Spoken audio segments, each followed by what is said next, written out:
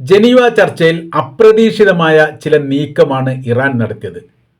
യഥാർത്ഥത്തിൽ അമേരിക്ക മുട്ടിടിച്ചു പോയി ഉത്തരം പറയാൻ പോലും പറ്റാതെ എന്നുള്ളതാണ് ഏറ്റവും ഒടുവിലത്തെ റിപ്പോർട്ട് സൂചിപ്പിക്കുന്നത്. അപ്രതീക്ഷിതമായിരിക്കുന്ന ചില നിർദ്ദേശങ്ങൾ അമേരിക്കയ്ക്ക് മുൻപാകെ ഇറാൻ മുന്നോട്ട് വെച്ചു. ഈ നിർദ്ദേശം കേട്ട് അമേരിക്ക തന്നെ തരുത്തുപോയി. അതോടൊപ്പം തന്നെ മധ്യസ്ഥരും കൂട്ടിലടക്കപ്പെട്ട കിളിയെപ്പോലെ ആയിപ്പോയി എന്നുള്ളതാണ് ചില ഹെഡിങ് ഒക്കെ ഈ വിഷയവുമായിട്ട് ബന്ധപ്പെട്ട് പിറ്റേ ദിവസത്തെ പത്രത്തിൽ ഇറങ്ങുന്നത്. വളരെ പ്രാധാന്യത്തോടു കൂടിയാണ് ഇർന ഈ കാര്യങ്ങൾ ഇറാൻ്റെ ടെലിവിഷൻ ചാനലാണ് ഈ അമേരിക്കക്ക് വന്നുപെട്ടിരിക്കുന്ന പ്രയാസങ്ങൾ ഞങ്ങൾ മനസ്സിലാക്കുന്നു, അത് ദൂരീകരിക്കാൻ വേണ്ടി സാധിക്കും എന്ന് ഞങ്ങൾ വിശ്വസിക്കുന്നു എന്ന തരത്തിൽ അതിനെക്കുറിച്ചുള്ള വിവരങ്ങൾ കൊടുത്തു. എന്തൊക്കെയാണ് അവർ പറഞ്ഞത് എന്ന് നോക്കാം. 3 നിർദ്ദേശങ്ങൾ അപ്രതീക്ഷിതമായ രീതിയിൽ ഇറാൻ മുന്നോട്ട് വെച്ചപ്പോൾ അതിൽ യഥാർത്ഥത്തിൽ സ്തംഭിച്ചു പോയി അമേരിക്കയും കൂടെ മധ്യസ്ഥരും. അതൊരിക്കലും പ്രതീക്ഷിച്ചിട്ടില്ല. പറയുന്ന കാര്യം ഇങ്ങനെയാണ്. 3 കാര്യങ്ങൾ. 1, 60% സമ്പുഷ്ട യുറേനിയം രാജ്യത്തിൻ്റെ അകത്ത് നിന്ന് നിലനിർത്തിക്കൊണ്ട് തന്നെ ഡയല്യൂട്ട് ചെയ്ത് അതിൻ്റെ കാഠിന്യം കുറക്കാൻ ഞങ്ങൾ തയ്യാറാണ്. അവിടെയുള്ള വിഷയം എന്ന് പറഞ്ഞാൽ 90% സമ്പുഷ്ട യുറേനിയത്തിലേക്ക് എത്തിയിരിക്കുന്നു എന്നുള്ളത് ഇറാൻ അംഗീകരിക്കുന്നില്ല എന്നുള്ളതാണ് ഇതിന് ഏറ്റവും വലിയ പ്രത്യേകത. അപ്പോൾ എന്ത് ചെയ്തു? അത് ഡയല്യൂട്ട് ചെയ്ത് 60% ഉണ്ട് എന്ന് അവർ സമ്മതിച്ചു. ഡയല്യൂട്ട് ചെയ്ത് അതിൻ്റെ കാഠിന്യം തങ്ങളുടെ രാജ്യത്തിൻ്റെ അകത്ത് വെച്ചിട്ട് കുറക്കാൻ തയ്യാറാണ് എന്ന് പറഞ്ഞു. ആ പറഞ്ഞത് അതൊരു പ്രധാനമായിരിക്കുന്ന വിഷയമല്ല, അത് ഇറാൻ പറഞ്ഞുകൊണ്ടിരിക്കുന്നതാണ്. രണ്ടാമത്തതാണ് പ്രധാനമായിരിക്കുന്ന വിഷയം. അതായത് അമേരിക്കൻ കമ്പനികൾക്ക് ഇറാനിലെ എണ്ണ മേഖലയിൽ അവസരം ഒരുക്കാം എന്ന് പറഞ്ഞു. അപ്പോൾ ഞങ്ങളുടെ പാടത്ത് വന്നിട്ട് നിങ്ങൾക്ക് എന്തേ ജോലി ചെയ്യാം, അതിനുള്ള സൗകര്യ സംവിധാനങ്ങൾ ഞങ്ങൾ ചെയ്തു തരാം, നിങ്ങൾ ആ കമ്പനി അങ്ങോട്ട് പറഞ്ഞയച്ചാൽ മതി, അത് ഞങ്ങൾ അവരെ സ്വാഗതം ചെയ്യുന്നത്. അത് ഇതുവരെ ഇറാൻ പറയാത്തത് ആണ് എന്ന് മാത്രമല്ല, അത് അമേരിക്കക്ക് അപ്രതീക്ഷിതമായിരിക്കുന്ന ഒരു തിരിച്ചടിയാണ്. കാര്യം എന്ന് പറഞ്ഞാൽ അവർക്കതിൽ എന്ത് ചെയ്യുന്നുണ്ട്, അതിൽ ഇടപെടാനുള്ള അവസര സാഹചര്യങ്ങൾ ഒരുക്കുന്നുണ്ട് എന്ന് ഇറാൻ അങ്ങോട്ട് പറഞ്ഞു. അവരിങ്ങോട്ട് ചോദിക്കാതെ തന്നെ പറഞ്ഞു എന്നുള്ളതാണ്.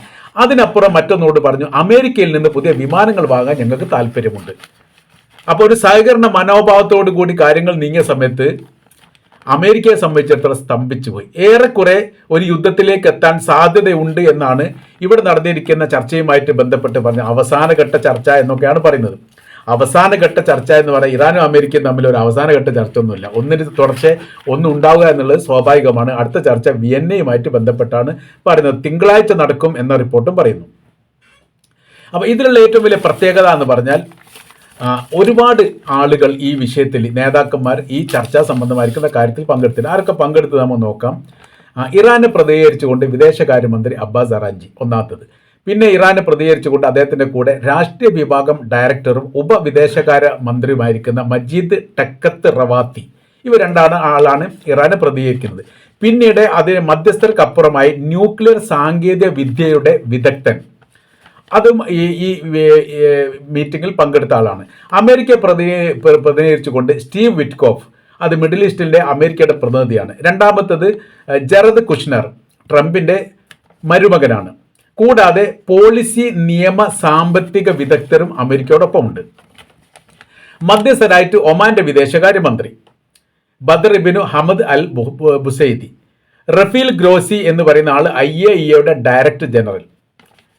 ഇവരാണ് ഇതിൽ പങ്കെടുത്ത മൊത്തത്തിലുള്ള ആൾക്കാർ. 2 മേഖല കേന്ദ്രീകരിച്ചുകൊണ്ടാണ് ഈ ചർച്ച സംബന്ധമായിരിക്കുന്ന കാര്യങ്ങൾ നടന്നത്. അതായത് അമേരിക്കയും ഇറാനും നേരിട്ടല്ല, മധ്യസ്ഥർ മുഖാന്തരം ചർച്ച നടത്തുന്നു. പിന്നെ IAEAയുടെ ആളുകൾ വിളിക്കുന്നു, ന്യൂക്ലിയർ സാങ്കേതിക വിദഗ്ധന്മാരെ വിളിക്കുന്നു. അങ്ങനെ വ്യത്യസ്ത തരത്തിലുള്ള ചർച്ച രാവിലെ വൈകുന്നേരമായിട്ട് 2 ഘട്ടമായിട്ട് നടന്നു. അതിൽ ഇറാൻ പറഞ്ഞിരിക്കുന്ന കാര്യം ഇങ്ങനെയാണ്: ഉപരോധം നീക്കുന്നത് വരെ ആണവ പദ്ധതി ഞങ്ങൾ നിർത്തില്ല.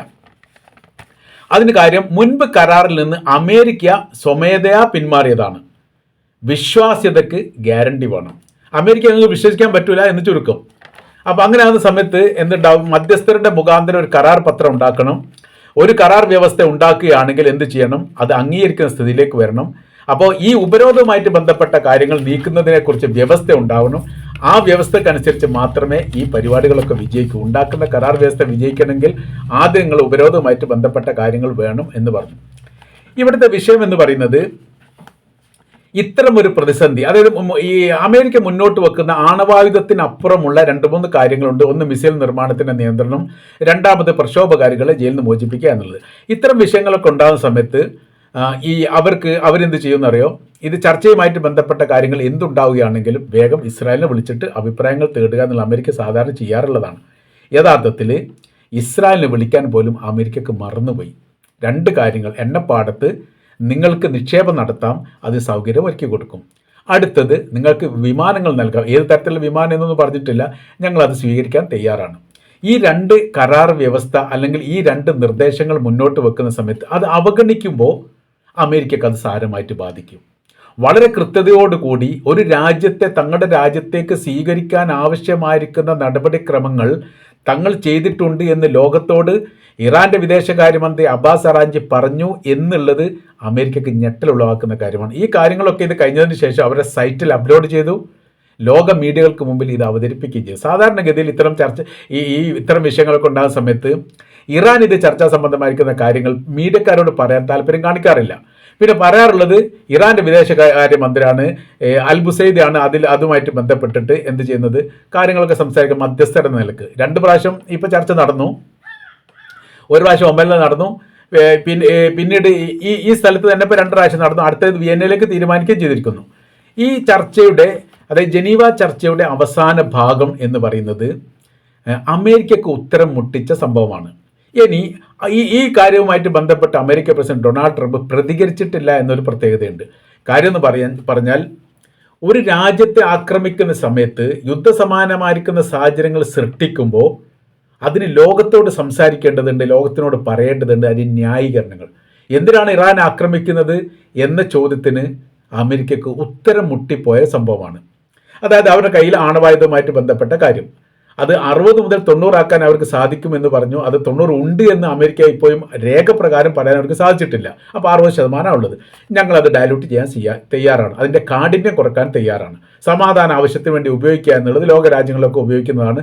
അത് നിരോധിക്കാനോ അതല്ലെങ്കിൽ അത് പറ്റില്ലെന്ന് പറയാനോ അമേരിക്കക്ക് അധികാരമില്ലെന്ന് ആദ്യം തന്നെ പറഞ്ഞു വെച്ചിട്ടുണ്ട്. പിന്നെ എണ്ണപ്പാടുമായിട്ട് ബന്ധപ്പെട്ട വിഷയത്തിൽ നിങ്ങൾ വന്നിട്ട് എണ്ണ വിഷയമായിട്ട് ബന്ധപ്പെട്ട കാര്യത്തിൽ ഇടപെട്ടോളൂ എന്ന് പറയുന്ന സമയത്ത് ഏത് കാര്യം പറഞ്ഞിട്ടാണ് ഇറാൻ ആക്രമിക്കുക എന്നുള്ളതിലേക്ക് ഒരു കാര്യം വെക്കുന്നു. മെനയാന്ന് അല്ലെങ്കിൽ ഇന്നലെ രാത്രി അല്ലെങ്കിൽ ഇന്നലെ പറയപ്പെട്ട ഒരു പ്രധാനമായിരിക്കുന്ന കാര്യമുണ്ട്. അത് ഈ സൈനിക മേധാവി പറഞ്ഞതാണ്. അദ്ദേഹം പറഞ്ഞത് ഏതെങ്കിലും ഒരു കാരണവശാൽ അമേരിക്ക ഇറാൻ ആക്രമിക്കുന്ന ഒരു സ്ഥിതി ഉണ്ടായാൽ തങ്ങൾ ആണവായുധ പരീക്ഷണം നടത്തും എന്നുള്ളതാണ്. അപ്പോൾ ആണവായുധ പരീക്ഷണം നടത്തുമ്പോൾ അത്ര കഠിനമായിരിക്കുന്ന ഒരു നിലപാട് പറഞ്ഞ രാജ്യം വളരെ ലളിതവൽക്കരിച്ചുകൊണ്ട് ഈ നിലപാടിലേക്ക് മാറ്റി പറയുക അല്ലെങ്കിൽ ലളിതവൽക്കരിച്ചുകൊണ്ട് പറയുന്ന സമയത്ത് യഥാർത്ഥത്തിൽ പെട്ടുപോകുന്നത് അമേരിക്കയാണ്. അപ്പോൾ അവർക്ക് ഇപ്പം തന്നെ ലോകത്ത് ഒരു രാജ്യവും ഇറാൻ ആക്രമിക്കാൻ വേണ്ടി സപ്പോർട്ട് ചെയ്യുന്നില്ല. ബ്രിട്ടൻ പോലും ചെയ്യുന്നില്ല. എല്ലാ കാലത്തും എല്ലാവിധ തെമ്മാടിത്തത്തിനും കൂട്ടു നിൽക്കുന്ന രാജ്യത്തിൻ്റെ പേരാണ് ബ്രിട്ടൻ. ഇസ്രായേൽ എന്ന് പറയുന്ന രാജ്യം തന്നെ ഉണ്ടാക്കിയത് ബ്രിട്ടനാണ്. പിന്നീടാണ് ഈ ഉത്തരവാദിത്ത കാര്യങ്ങളൊക്കെ അമേരിക്ക ഏറ്റെടുത്തുകൊണ്ട് മിഡിൽ ഈസ്റ്റ് കേന്ദ്രീകരിച്ചുകൊണ്ട് ഇസ്രായേൽ എന്ന് പറയുന്ന രാജ്യം നിലനിൽക്കുന്ന സമയത്ത് അതിൻ്റേതായിരിക്കുന്ന സാമ്പത്തിക അഭിവൃദ്ധി മുന്നേറ്റമൊക്കെ ഉണ്ടാക്കാൻ വേണ്ടി അമേരിക്കക്ക് സാധിക്കുമെന്ന് അമേരിക്ക മനസ്സിലാക്കുന്നത് 2ാം ലോക യുദ്ധത്തിന് ശേഷമാണ്. 2ാം ലോക യുദ്ധത്തോടനുബന്ധിച്ചാണ്, യുദ്ധത്തിന് ശേഷമാണ് അമേരിക്ക ഏറ്റവും വലിയ സൈനിക ശക്തിയായിട്ട് മാറുന്നത്. അതുവരെ ബ്രിട്ടനായിരുന്നു ഇതിൻ്റെയൊക്കെ ഈ പ്രവർത്തികൾ കാര്യങ്ങളൊക്കെ ചെയ്തുകൊണ്ടിരുന്നത്. അപ്പോൾ അതിനുശേഷം പിന്നീട് ഇസ്രായേലിനെ സംരക്ഷിക്കാനുള്ള ഒരു ബാധ്യതയായി 1945 കാലഘട്ടത്തിൽ 2ാം ലോക യുദ്ധം ഉണ്ടാകുന്നു. 1948 ഇസ്രായേൽ സ്വതന്ത്രമാകുന്നു. സ്വാതന്ത്ര്യവുമായിട്ട് ബന്ധപ്പെട്ട കാര്യത്തിന് ശേഷം പിന്നെ നടന്ന സംഭവത്തെക്കുറിച്ച് നമുക്കറിയാവുന്നതാണ്. അപ്പോൾ ഇവിടുത്തെ വിഷയം എന്ന് പറയുന്നത് എല്ലാം കൊണ്ടും ഇറാന് അമേരിക്കയെ മുട്ടിച്ചു.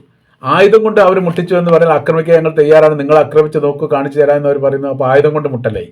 വാക്കുപോരുമായിട്ട് ബന്ധപ്പെട്ട സമയത്ത് ഇസ്രായേലിന്റെ പ്രധാനമന്ത്രിയെ വിളിക്കാൻ പോലും സമയമില്ലാത്ത വിധം സ്തംഭിച്ചു പോയിരിക്കുന്ന നിർദ്ദേശങ്ങൾ ഇറാൻ മുന്നോട്ട് വെച്ചതോട് കൂടിയിട്ട് അവിടെയും പ്രതിസന്ധിയായി. പിന്നീട് ഏത് നിലപാട്, അപ്പോൾ ഈ മധ്യസ്ഥരെ സംബന്ധിച്ചിടത്തോളം മധ്യസ്ഥർ അമേരിക്കയുടെ പ്രതിനിധികളുടെ മുഖത്തേക്ക് ഈ കാര്യങ്ങൾ നോക്കുന്നുണ്ട്. അവർ പറഞ്ഞ സമയത്ത് അവരുടെ ഭാവമാറ്റങ്ങൾ ഉണ്ടോ നോക്കുന്ന സമയത്ത് മറുപടി പറയാനില്ലാതെ അവർ തല താഴ്ത്തി നിൽക്കുന്ന ഒരു സ്ഥിതിയാണ് കണ്ടത്. ഇത് ഉണ്ടായിരിക്കുന്ന കാര്യമാണ് എന്നുള്ളത് മാത്രമല്ല, ട്രംപിനെ സംബന്ധിച്ചിടത്തോളം അയാൾ ഒരു ബിസിനസ്സുകാരാണ്, ബിസിനസ് മെൻറ്റാലിറ്റി ഉള്ള ആളാണ്. സാമ്പത്തികപരമായി മുന്നേറ്റം ഉണ്ടാകുന്ന സമയത്ത് ഏത് പ്രവർത്തനം ചെയ്യാൻ വേണ്ടിയിട്ട് മടിക്കാത്തൊരു വ്യക്തിയുമാണ്. അതാണ് ഗസയിൽ പുതിയൊരു സാമ്രാജ്യം തങ്ങൾ സൃഷ്ടിക്കും, അവിടെ ഒരു ടൂറിസ്റ്റ് കേന്ദ്രമാക്കും എന്നൊക്കെ പറയാനുള്ള പ്രധാനമായിരിക്കുന്ന കാരണമെന്ന് പറയുന്നത് ആ തരത്തിൽ ചിന്തിക്കുന്ന ഒരു ഭരണാധികാരിയാണ് എന്നതുകൊണ്ടാണ്. അപ്പോൾ ഇപ്പോഴത്തെ സംബന്ധിച്ചിടത്തോളം ഇതിപ്പോൾ അമേരിക്കയ്ക്കും തള്ളാൻ പറ്റില്ല, ട്രംപിന് തള്ളാൻ പറ്റാത്ത രീതിയിലുള്ള ഒരു പ്രതിസന്ധി ഇവിടെ ഉണ്ടായിട്ടുണ്ട് എന്നുള്ളത് ഒരു യാഥാർത്ഥ്യമാണ്. അപ്പോൾ ഇതിനെ അതിജീവിക്കാൻ വേണ്ടിയിട്ട് സാധിക്കുകയില്ല. ഇനി എന്തെങ്കിലുമൊക്കെ ഒരു നിർദ്ദേശ കാര്യങ്ങളൊക്കെ വിയന്ന ഉച്ചകോടിയുമായിട്ട് ബന്ധപ്പെട്ട് വിയന്നയിൽ തിങ്കളാഴ്ചയാണ് ചേരുന്നത്, അതോടനുബന്ധിച്ച് രൂപീകരിക്കാൻ സാധ്യതയുണ്ടെന്ന് പറയുന്നു. തിങ്കളാഴ്ചയാണ് ഈ മീറ്റിംഗ് നടത്തേണ്ടത് എന്നുള്ള നിർദ്ദേശം നൽകിയത് പോലും ഇറാനാണ്. നമ്മൾ ഒരുപാട് വൈകിപ്പിക്കേണ്ട ആവശ്യമില്ല, തിങ്കളാഴ്ച തന്നെ ഞങ്ങൾ റെഡിയാണ് എന്ന് പറയുന്ന സമയത്ത് ഞങ്ങളത് തയ്യാറല്ല എന്ന് അമേരിക്കക്ക് പറയാൻ പറ്റാത്തൊരു സ്ഥിതി പോലും യഥാർത്ഥത്തിൽ ഈ പറയപ്പെട്ട സ്ഥലത്ത്, അതായത് ജനീവ ചർച്ചയുമായിട്ട് ബന്ധപ്പെട്ട് ഇറാൻ ഉണ്ടാക്കിയിട്ടുണ്ട് എന്നാണ് നമ്മൾക്ക് മനസ്സിലാക്കാൻ വേണ്ടിയിട്ട് സാധിക്കുന്നത്.